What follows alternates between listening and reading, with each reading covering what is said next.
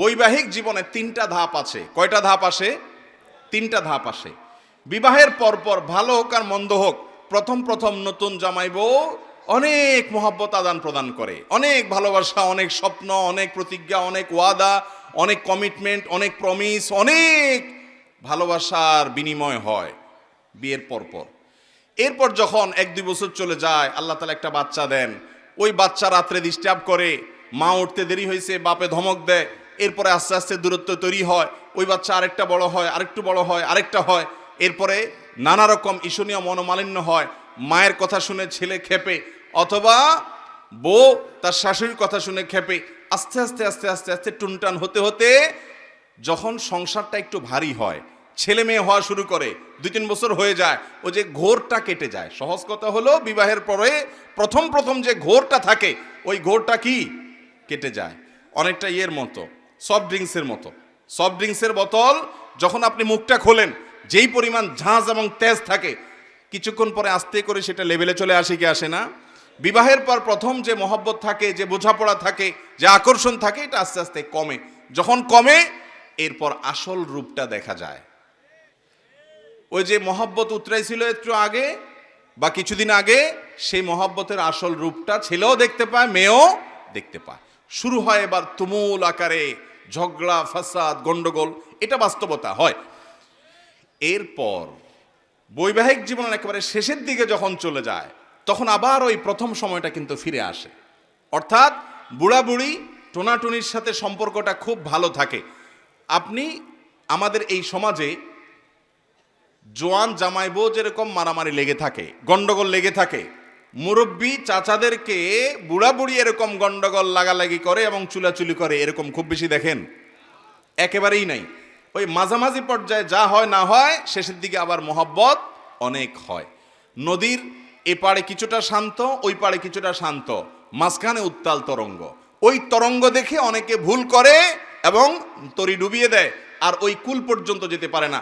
আর যে বিচক্ষণ, সে জানে যে এরকম চড়াই উতরাই হবে দাম্পত্য জীবনে, বোঝাপড়ার গরমিল হবে, গন্ডগোল ফাসাদ হবে, এগুলোর সব ওভারকাম করতে হবে। একটা সময় আমার শান্তি আসবে। বিশেষ করে মা বোনদের একটা সমস্যা হলো যে পরের ঘর করতে গিয়ে নানা রকম ঝামেলা তৈরি হয়। তখন তারা কি করে, না এসব আর করবো না, আমি চলে যাই। এভাবে যে বেশিরভাগ মেয়ে পরবর্তীতে আফসোস করতে হয়। আর এই কারণে দাম্পত্য জীবনের সুখের দ্বিতীয় মন্ত্র হলো সবর এবং শুকর। এই দুইটা অভ্যাসকে নিজের জীবনে আনতে হবে। যাদের মধ্যে সবর নেই, যাদের মধ্যে কৃতজ্ঞতা নেই, এরা কখনো দাম্পত্য জীবনে সুখী হতে পারে। দাম্পত্য জীবনের সুখের অন্যতম মূল মন্ত্র হলো সবর করা। কারণ দুই ফ্যামিলির দুইজন মানুষ একত্রে সংসার করবে, এক ছাদের নিচে থাকবে, জীবন কাটাবে, সব কিছু ব্যাটে বলে কিয়ামত পর্যন্ত কোনো দিনই হবে। আপনি আমি কে? নবী করিম সাল্লাল্লাহু আলাইহি সাল্লামের সাথে, তার স্ত্রীদের সাথে, উম্মুল মুমিনিনদের সাথে ছোটখাটো বিষয় নিয়ে মান অভিমান হয়েছে না হয় নাই? বহুত হয়েছে। এবং সে মান অভিমানটা আমাদের মতো না, তাদের মতো করে হয়েছে। কারণ স্বামী স্ত্রী একসাথে দাম্পত্য জীবনে যখন সময় কাটাবে, তাদের মধ্যে বোঝাপড়ার গরমিল হবে। এই সময়টাতে দরকার হয় সবর করা। মনে রাখবেন, ইবাদতের অনেক বড় একটা পার্ট হলো সবর এবং ধৈর্য। আল্লাহ কোরআনে বলেছেন, ইন্নামা ইউওয়াফাস সাবিরুন আজরাহুম বিগাইরি হিসাব। যাদের পুরস্কার আল্লাহ তাআলা কোনো হিসাব করে দিবেন না, তারা হলো যারা সবরকারী, ধৈর্যকারী তারা। অতএব দাম্পত্য জীবনে ধৈর্য থাকতে হবে। স্বামী অনেক উল্টাপাল্টা করবে, সবর করতে হবে। মনে করতে হবে এর চাইতে অমানুষও পৃথিবীতে আছে। আবার স্ত্রী অনেক উল্টাপাল্টা করবে, সেক্ষেত্রেও সবর করতে হবে। মনে করতে হবে যে এর চাইতে অমানুষ অনেক আছে, এবং নিজেকে সান্ত্বনা দিতে হবে। অনেক ক্ষেত্রে কৌশলী হইতে হবে। বিশেষ করে দাম্পত্য জীবনে কৌশল ছাড়া আপনি সুখী হতে পারবেন না। আশরাফ আলী থানভী রহমতুল্লাহ আলাইহি একটা ঘটনা বলেছেন সম্ভবত একবার, যে ওনার কাছে এক ব্যক্তি এসে বলল, হুজুর, আমার বাসায় যে মহিলা আছে, আমার স্ত্রী, এই ভদ্র মহিলা আমি বাহির থেকে গেলেই কোনো কারণ ছাড়া অযথাই আমার উপরে সে চড়াও হয় এবং খুব বাজে ব্যবহার করতে থাকে।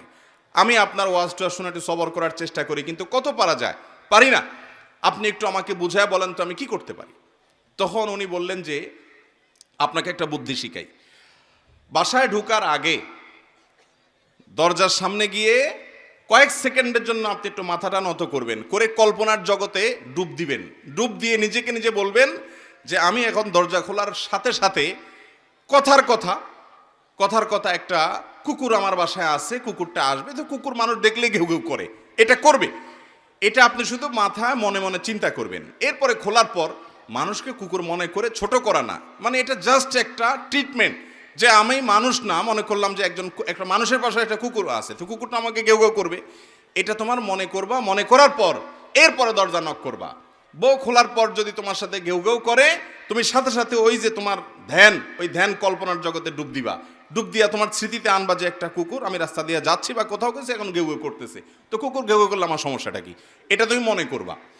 তো স্বামী বাসায় গেছে, যা দরজা খুলছে, দরজা নক করার আগে ওইরকম কল্পনা করছে, স্ত্রী দরজা খুলছে, যথারীতি জামা কাপড় খোলার পর শুরু হয়ে গেছে বিশ্বযুদ্ধ, ঠুস ঠুস শুরু হয়ে গেছে। যখন এগুলো শুরু হয়ে গেছে, ভদ্রলোক সাথে সাথে চোখ বন্ধ করে ওই ধ্যান করা শুরু করে দিছে, যে হুজুর বলে দিছে যে আমার তো এরকম একটা পরিস্থিতি আমি কল্পনা করতে হবে, করলো। তো করার পরে লোকটা হেসে দিছে। বউ চিন্তা করলে ব্যাপার কি, প্রতিদিন হামলা পাল্টা হামলা হয়, গোলা বারুদ এখান থেকে গেলে ওখান থেকেও কিছু আসে, আজকে দেখি এবারটা মিটমিট করে হাসে, কাহিনী কি? স্ত্রীর তো মেজাজ আরো গরম হয়ে গেছে, সে যত গরম হয় এ দেখে আরো বেশি হাসে। তখন বলল, ধরছে, একটু ঠান্ডা হয়ে স্ত্রী দেখছে না রাগারাগি করতে হচ্ছে না, বলো কাহিনী কি বলো। স্বামী তো বলে না বলে না বলে না, একটা পর্যায়ে বলে দিছে যে আসলে হুজুর আমাকে এটা শিখাই দিছে, এরপর থেকে আমার কাছে তোমার এসব রাগ ঝাগ বকা ঝকা এগুলো সব আমার কাছে একেবারে পান্তাবাদের পানি মনে হয়, আমার বরং আরো হাসি আসে। এরপর দিন থেকে আর ওই ভদ্রলোক বাড়িতে ঢুকলে বউ বেচারা ঝগড়া করতে গেলেও আবার গলা থেকে ফেরত চলে যায়, কারণ ঝগড়া করলেই তো কল্পনায় সে অন্য কিছু হবে। এ কথা শুধু মহিলাদের জন্য বলছি, মা বোনদের রাগ করার কোনো কারণ নাই। একই কথা পুরুষদের বেলায়ও হতে পারে, অনেক পুরুষ আছে এরকম ছেঁচড়ার মতো গেউ গেউ গেউ গেউ করে, করে কি করে না। তো তাদের বেলায় যদি মহিলারা এই একই পদ্ধতি অ্যাপ্লাই করেন, ইনশাআল্লাহ অন্তত ওই গেউ গেউটা থামানোর জন্য ওষুধের কাজ দিবে। তো খোলাসা কথা হলো, সবর থাকতে হবে। রাগ হলে পাল্টা রাগ দাম্পত্য জীবনে কখনো সুখ আসার কারণ হয় না। দাম্পত্য জীবনে স্বামী হোক আর স্ত্রী হোক, ধৈর্য ধারণ করতে না পারলে কখনো শান্তি পাওয়া যায়, ধৈর্য ধারণ করতে হয়। নবী করিম সাল্লাল্লাহু আলাইহি ওয়াসাল্লাম জীবনে অনেক ঘটনা ঘটেছে, এর আগে আমি একাধিকবার বিভিন্ন জায়গায় বলেছি। আয়েশা রাদিয়াল্লাহু তাআলা আনহা ঘরে ছিলেন, তিনি, তার নিয়ম ছিল যে স্ত্রীর ঘরে থাকতেন, রান্নাবাড়া তিনি করতেন। অন্য স্ত্রী এক বাটি খাবার দিয়ে একটা কাজের মেয়েকে পাঠাইছেন, খাদ্দামাকে, কৃতদাসীকে পাঠিয়েছেন এক বাটি খাবার দিয়ে, তরকারি দিয়ে ধরেন। তো ভালো বুড়া রান্না করেছেন, রসুলের জন্য পাঠাইছেন।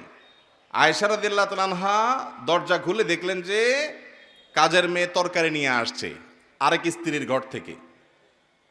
তো এই টাইমে যে কোনো মানুষই, যে কোনো মহিলারই মাথা গরম হওয়ার কথা, আমার বাসায় আজকে উনি থাকবে, আমি যা খাওয়াবো, তুমি আবার ওখান থেকে এক বাটি দিয়ে ভালো হওয়ার চেষ্টা করতেছো। উনি বাটিটা ধরে ছুঁড়ে ফেলে দিলেন, বাটির সব তরকারি তো গেছে গেছে, বাটিও দুই টুকরা হয়ে গেছে। এই দৃশ্য নবী করিম সাল্লাল্লাহু আলাইহি ওয়াসাল্লাম দেখার পর উনি বাইরে হয়ে আসলেন, যা উঠান থেকে নিজের হাতে সে ভাঙা বাটিটা নিয়ে আসলেন। আনার পর একই শেপের একই ধরনের আরেকটা বাটি এই ঘরেও ছিল, আসলে তার ঘরে, ওই খালি বাটিটা নিয়ে কাজের মেয়ের হাতে দিয়ে বললেন, এটা নিয়ে ওই বাসায় চলে যাও এবং খবরদার মুখে তালা, এখানে কি ঘটেছে এর কোনো কথা বলা যাবে না, শুধু বাটিটা সেখানে ফেরত দিবা। ওখানে বাটিটা ফেরত দিছে। যিনি পাঠিয়েছেন তিনি মনে করেছেন যে কি, যে তরকারি রেখে কত সুন্দর করে ধুয়ে সাফ করে আবার বাটিটি দিয়েছে, তিনি অনেক খুশি। এই হাদিস বর্ণনা করার পর কোন মুহাদ্দিস, কোন হাদিস বিশারদ, কোন হাদিসের শেষে এটুকু অতিরিক্ত বর্ণনা করতে পারেন নাই যে নবী করিম সাল্লাল্লাহু আলাইহি ওয়াসাল্লাম আয়েশা রাদিয়াল্লাহু আনহাকে ডেকে দুই চারটা ধমক দিয়েছেন।